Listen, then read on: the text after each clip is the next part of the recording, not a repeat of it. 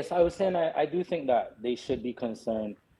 Recently, the administration seems to be using like Trojan horses almost to oppress poor people. I mean, it's not just with this bill. We're going to find ways to fine and oppress poor people with tint. We've seen it with freedom of speech online. So to me, it's par for the course. It's not really surprising. It seems as though this is a tactic that they're using to take away control from ordinary citizens. Um, so it's not a surprise. It's depressing and disappointing, but I'm not surprised by the tactic. So I was saying that the administration is filled with intelligent persons, right? They know what they're doing. The language is vague on purpose. I think it was introduced at the right time. I saw someone in the comments saying done within 5 days of crop over. If they can sneak this through, I referenced the Trojan horse before. If they can sneak this through, by the time they get it, passed into law, the ramifications of it, it'll be too late, right? I heard Janine mention earlier, speaking about the tent. I don't see the evidence, or I haven't seen them provide any evidence to suggest any of the measures that they're trying to implement will actually do anything to impact the fighting of crime. I haven't seen it. I don't think the tint will do it. As Janine said, the guys are just using bikes now, so I guess we're gonna have to ban bikes. The wiretapping, where's the evidence that shows that this is actually gonna have an impact? I read something earlier. I know we were looking at some documentation. I think did it impact it by about 5%? Yes, I about believe. 5%. I think yeah, it's about 5%, but I don't think it accounted for the percentile of persons that were oppressed, or how the technology was misused, right? Um, and like the rest of the panel has touched on, come on, we know who the criminals are. Like, let's not pretend. We know where they are. We know who they are. We know what they do. We know who they're in bed with. Come on, you don't need to wiretap to get them.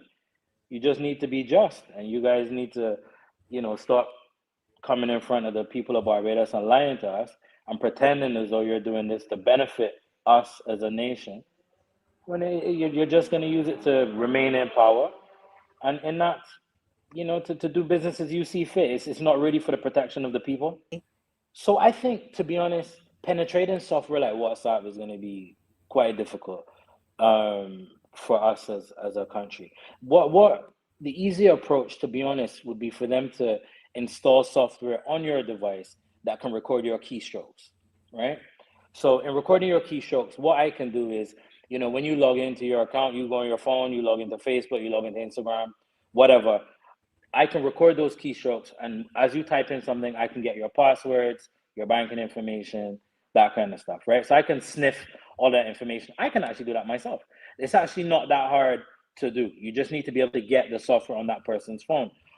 You could do that quite easily. Persons are doing it now by using like public phone chargers. They put little chips into the chargers. So when you plug your phone into a public charger, it installs that keystroke software, accesses it remotely. I can get all your passwords, banking details, all that stuff.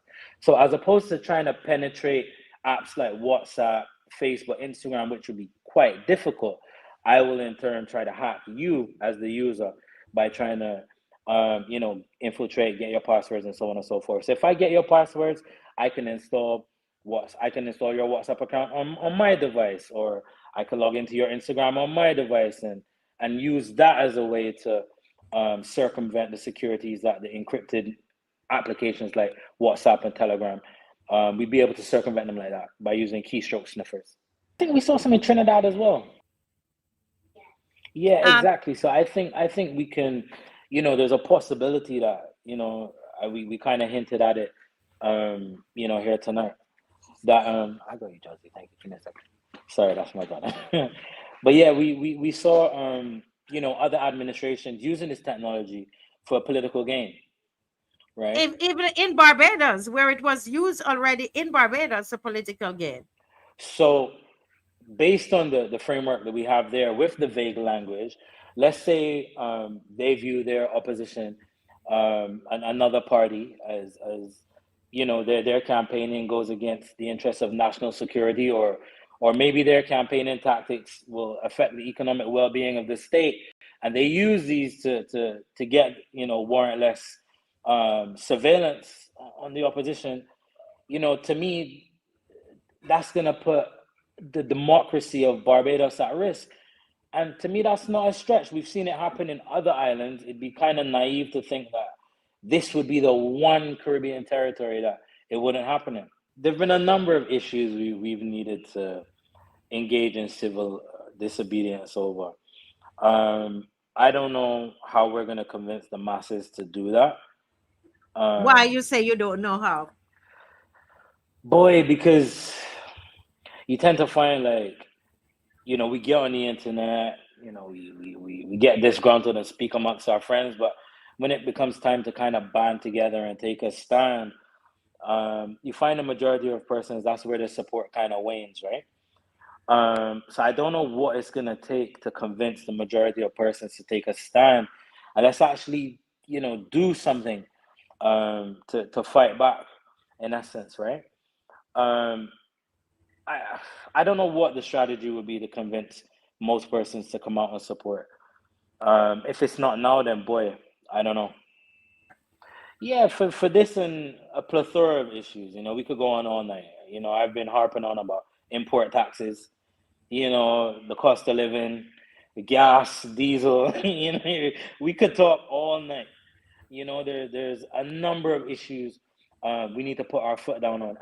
And to be honest, right, what we need to remember is the power really lies with the majority. We outnumber them more than 10-1, right? So, for example, if we're having issues with, let's say, flow and their prices, if all of us band together and we decide, well, we're not paying our bill next month, and 200,000 people decide to not pay that bill, we're gonna get change with 100% certainty. So we need to realize that we're a lot more powerful than we believe, right? We need to band together, support each other, support the initiatives, and fight back. No, I, no, no, no, no, no, no, not at all. I think it's necessary, even if it's just to spread awareness, right? I'm hoping to come out this Saturday. I probably will. I know you would know personally. My schedule is, yes. my timing is not always my own. But once things at home are good, I'm definitely gonna come out because we need to spread awareness.